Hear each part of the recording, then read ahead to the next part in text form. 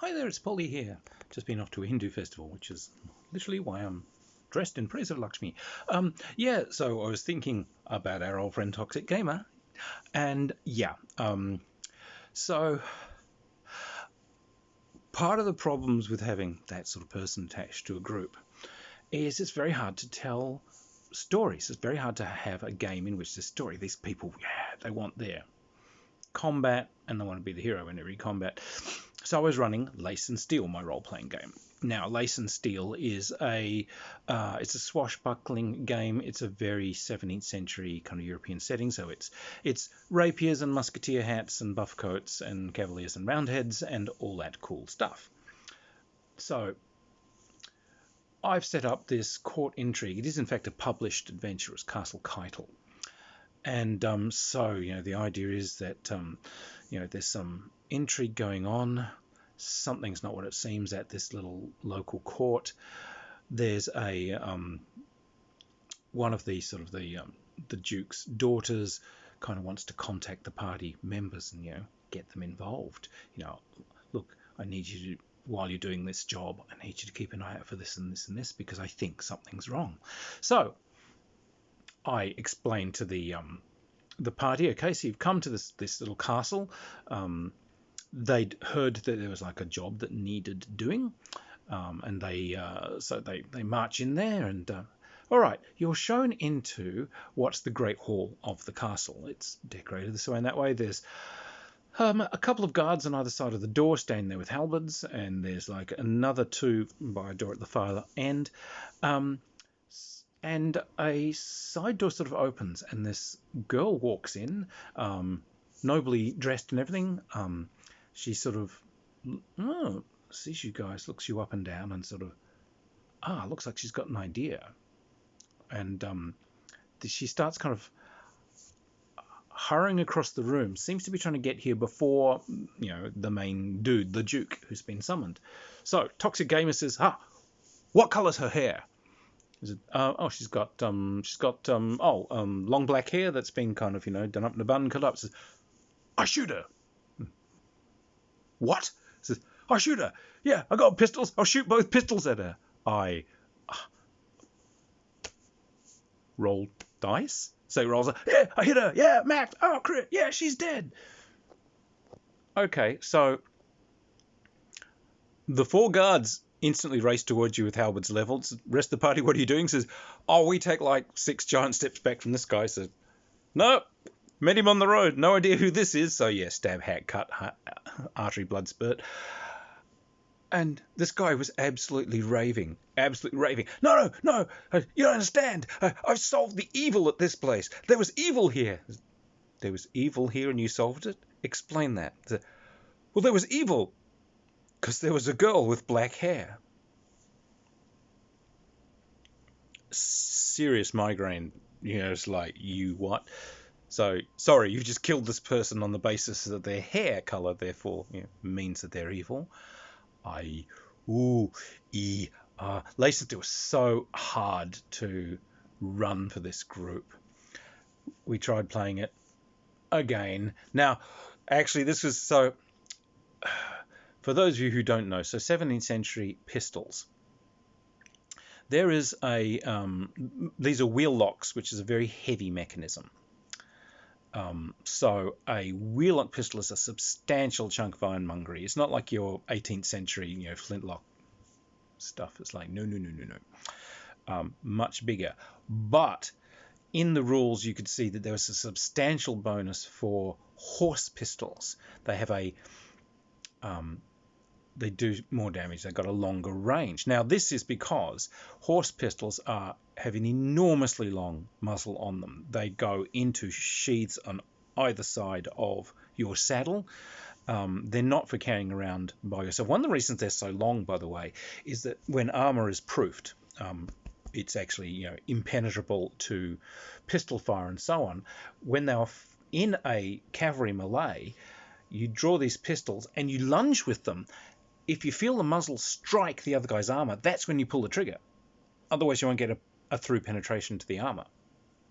That's one reason they were so long. But anyway, he sees that these pistols have a bonus. So it's like, again, it's like, you're playing this game. I fired someone with a pistol. You fired someone with a pistol. Yeah. Okay. Next turn. I fired someone with the pistols as well. Actually, it takes about 3 turns to reload a pistol, mate. Oh, I've got 2 pistols. Oh, it's okay. Well, that will be, a difficult shot because, the range is outside of normal pistol range. No. It's a horse pistol, so it's in normal range.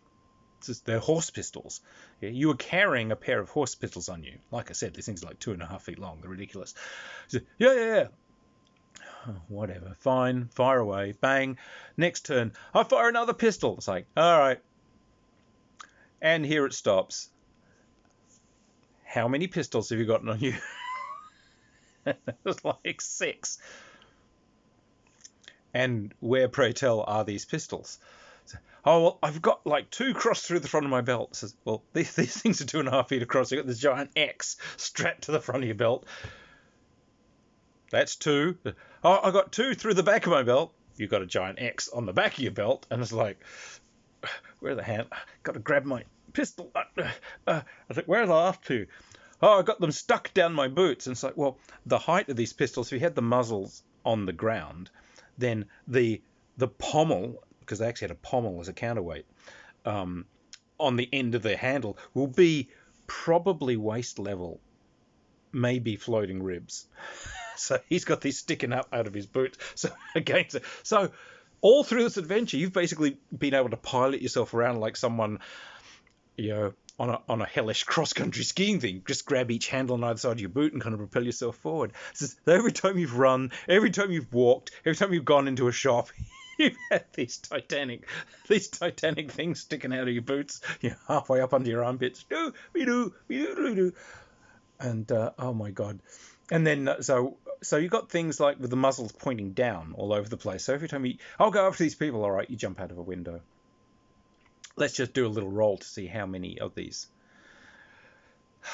pistols, dislodge a bit due to, the fact that you've got them pointing downwards with loads in.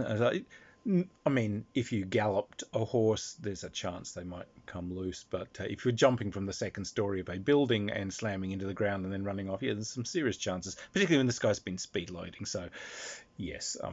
But the neatest thing was we're sitting there, and I tell these people they're out camping, and they've come into a kind of a strange patch of woods they were told to avoid, because they were told those are actually there's something weird, magical about those woods.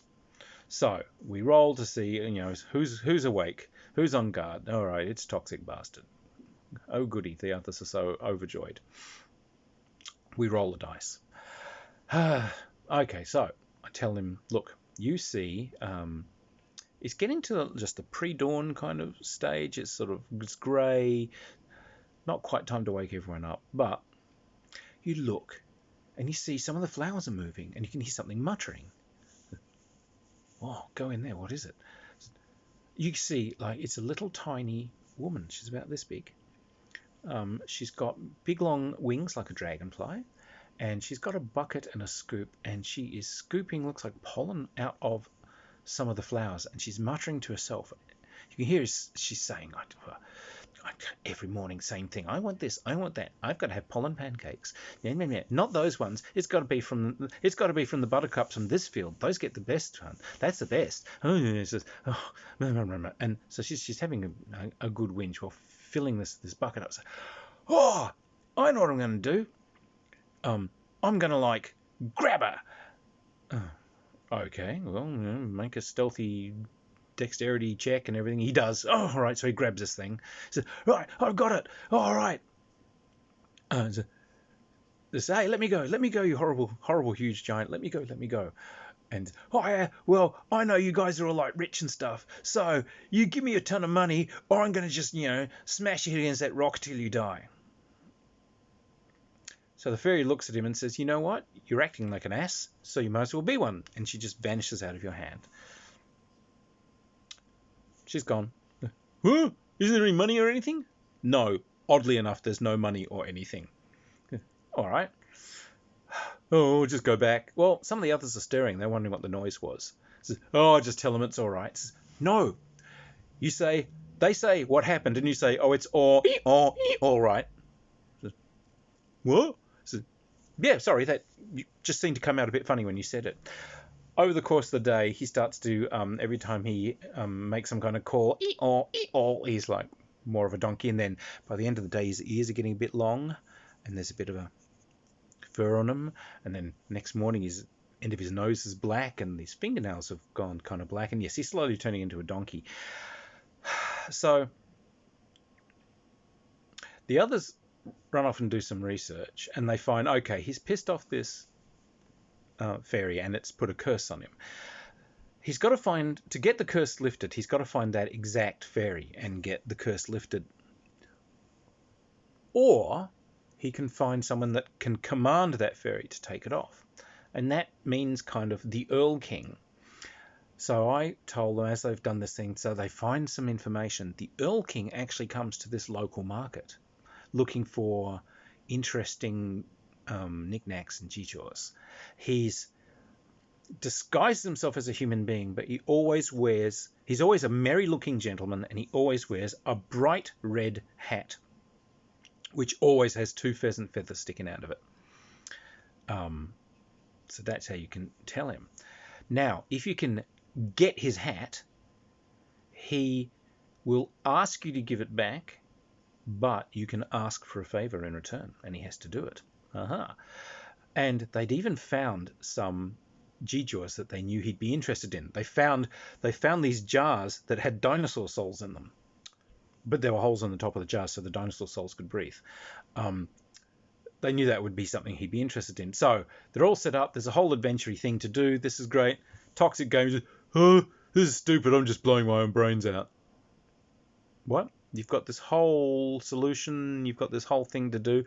Oh, you're stupid because I'm a donkey. I'm just blowing my brains out. Okay, I'm not arguing. Bang, dead. Anyone else want to go and talk to the Earl King? What? Yeah. Well, look, we can ask for a favour, can't we? Yeah, if we get his hat, well, we can ask because we're, if they were looking for clues to this lost city, so maybe he can tell us where the lost city is. Fantastic. Lost opportunities. This guy also decided that, it's like status is everything, and like if people think you're important, they'll treat you differently. So what he wanted was to do a character that was low class, but spent all of its skills in combat, because that's all that matters to him. So guns and knives and swords and all that kind of stuff, but doesn't waste any of his skill points in things like etiquette or dance or, being nice to people, because that's all a waste. But he wants people to decide that he's an important noble. Says, yeah, so what I'm going to do is I've got some money, so I want armor. I want my armor, but I want my armor to be way fancier than everyone else's armor. So I said, what you want? You want to get some engraving and so on in it, do you? So instead of just a plain suit, you're going to get it with a fine gold or silver decorative inlay. It says, oh yeah. It says, yeah.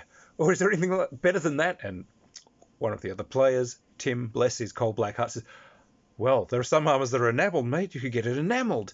When people see all that colour, they'll know it's someone really important. So,